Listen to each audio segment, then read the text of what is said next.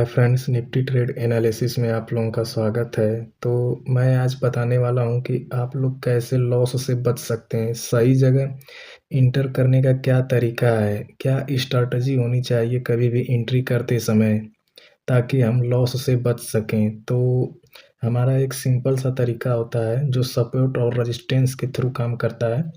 तो इसके लिए आपको सपोर्ट और रेजिस्टेंस को बेहतर तरीके से ढूंढना होगा कि कहाँ पे अच्छा सपोर्ट है, कहाँ पे बेहतरीन रेजिस्टेंस है, कहाँ से ज़्यादा सेलिंग हो रही है, कहाँ से ज़्यादा बाइंग हो रही है। अगर इन सब का नॉलेज है तो ये स्ट्रैटेजी एक बेहतरीन काम करेगी। जैसा कि मैं आज लाइव चार्ट पे हूँ।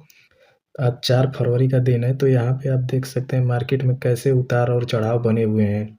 ये कब उतार है, कब चढ़ाव, ये इसको पकड़ने का सबसे अच्छा तरीका जो है, कभी भी आप फँसेंगे नहीं कि ट्रेड लेते पता चले कि मार्केट ऊपर जाना चालू कर दिया या ऊपर का लिए तो नीचे आना चालू कर दिया। एक ऐसी स्ट्रैटेजी आपको बताऊँगा कि जिससे आप इसमें बच सकते हैं। कभी ये नहीं होगा कि आप यहाँ पे घुसे नीचे के लिए और ऊपर जाने लगा मार्केट। तो इससे बचाने के लिए ही मैं ये स्ट्रैटेजी आपको बता रहा हूँ। तो इसके लिए पहले आपको एक बढ़िया सपोर्ट और रेजिस्टेंस ढूँढना होगा और कम से कम 3-4 सपोर्ट और रेजिस्टेंस ढूँढ के उसको लाइन करके रखिए। जैसे अभी मैं आपको इस चार्ट पे बता रहा हूँ कि मैंने कैसे किया है।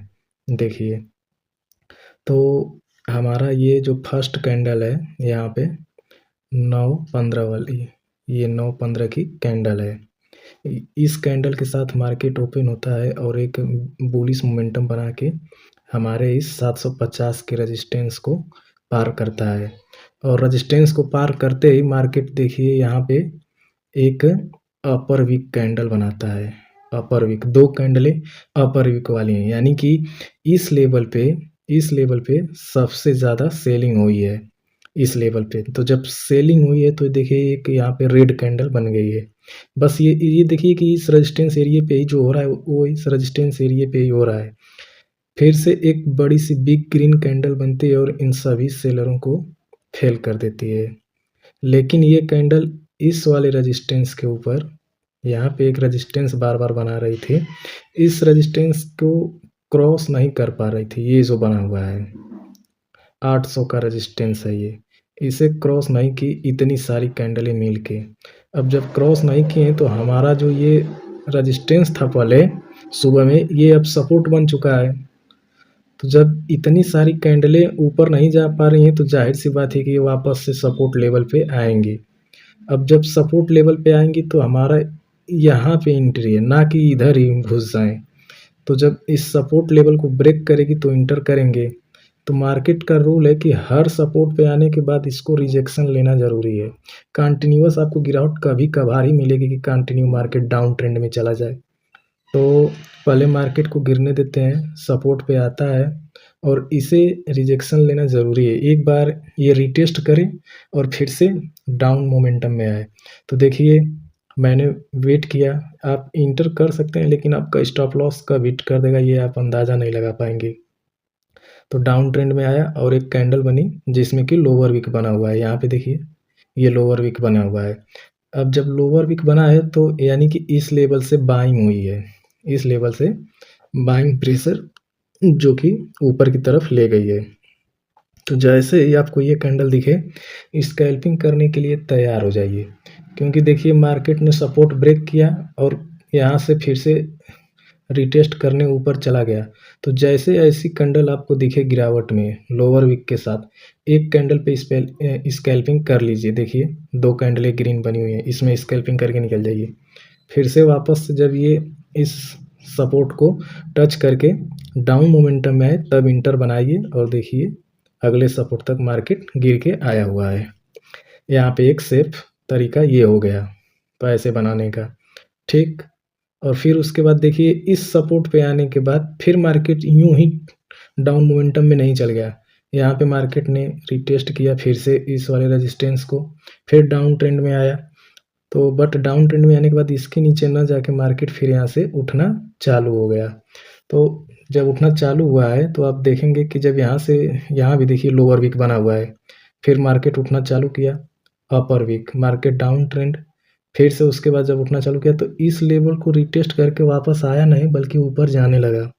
तो यहाँ पे अप ट्रेंड फॉलो कर रहा है मार्केट और देखिए इस टाइम अभी ऊपर जा ही रहा है ये कैंडल।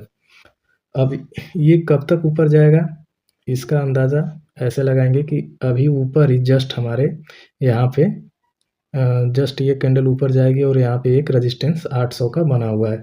अगर इसे ब्रेक करती है तो एक बढ़िया मोमेंटम मिलेगा, लेकिन आप ध्यान में रखिएगा कि इसे डायरेक्टली ब्रेक नहीं करेगा। जैसा कि मैंने यहाँ पे बताया कि पहले आएगा, रिटेस्ट करेगा, फिर वापस से गिरेगा, फिर से वो अप साइड जाना था लेकिन फिर रिटेस्ट किया, फिर अप साइड गया है। तो अब इसे अप साइड जाना है तो ये थोड़ा सा ऊपर जाके फिर इसी मोमेंटम पे थोड़ा सा स्लो होगा और फिर ऊपर जाएगा, तब इंटर बनाएंगे, तब हमें एक सेफ मोमेंटम मिलेगा। तो आप हर बार सपोर्ट रेजिस्टेंस को अगर ध्यान में देते हैं तो आप ट्रैप होने से बच सकते हैं। कभी भी मार्केट डाउन ट्रेंड में देखिए यहाँ पे कैसे मैंने बताया कि जब ये डाउन ट्रेंड में आ रहा है सपोर्ट को ध्यान में रखिए, उसे कंटिन्यूअस ब्रेक करेगा तो कभी कभार होगा, नहीं तो बाकी टाइम अगर ब्रेक किया और दूसरी कैंडल ऐसे लोअर विक बना ली तो समझिए कि वहाँ से 2 कैंडल या 3 कैंडल रिटेस्ट करने जाएंगी। गई है, फिर से अपर विक बना, lower trend, lower wick up trend, upper wick low trend, फिर यहाँ से मोमेंटम देखिए अच्छा गया है ऊपर। तो ऐसे आप बच सकते हैं। हमेशा अपने सपोर्ट को ध्यान में रखिए और कैंडल के लोअर और अपर विक को ध्यान में रखेंगे तब आप ईजिली ट्रेड कर पाएंगे। तो यही मेरा सिंपल सा तरीका था।